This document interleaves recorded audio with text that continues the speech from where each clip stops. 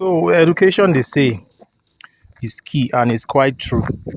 It is because we have bad government in Nigeria.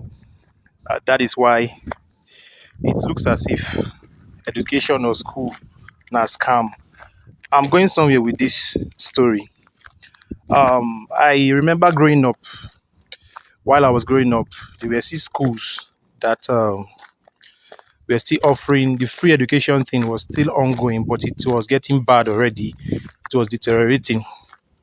During my childhood days, my parents used to tell me education used to be free in the sense that even down to school uniform and everything free. But these days, you no more see such things again because the educational system is bad. Now, where am I going with this? I was tracking the news about the best student of jamb 2023 and also checked about others that were the best students.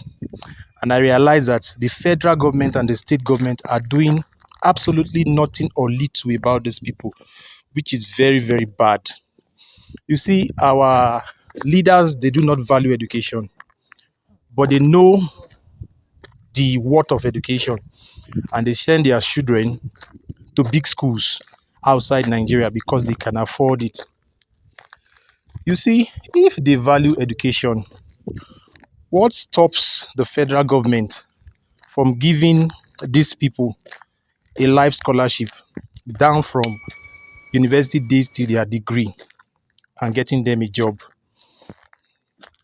That is a very good idea that any state government or any governor or any stakeholder, any NGO, which a lot of NGOs are doing, a lot of stakeholders are doing, but the federal government, they are doing nothing about stuffs like this. The lady that I think she's from Anambra here, and she scores around 367, if I'm right. If I'm not right, somebody should correct me. Around 367. That is a good score. And she's, I think, 15 or 17, 15 years old. I think so.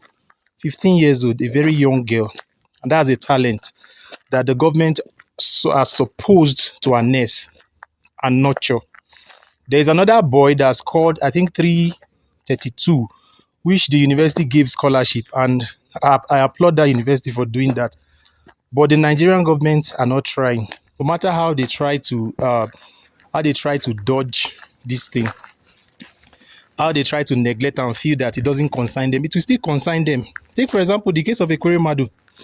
Let me ask you, if our healthcare, our doctors, our health practitioners are well equipped, well paid, and well taken care of, what will make him go to another country to go and search for organ? Now he's jailed there for 10 years, Abi. Let me tell you the truth. See, others will still fall victim of this. As far as they are not taking this country serious, they are not taking our system serious, they will still fall victim of this. It's a matter of time. Not only Ekweremadu go fall victim. Because if the doctors are well equipped, now you are telling the doctors, you are trying to pass a law that health practitioners, doctor should not be allowed to travel out of this country to go and search for opportunities outside. How many opportunities have you given us as a government? Starting from childhood, our parents pays our school fees, not be federal government, not be free, what's it called? Free education. Now then dig bowl for the house where we say we dey drink water, not be government. Now we they pay light bill, not be una. University now our parent. Degree now our parent. Even job now them go see empower us to get job.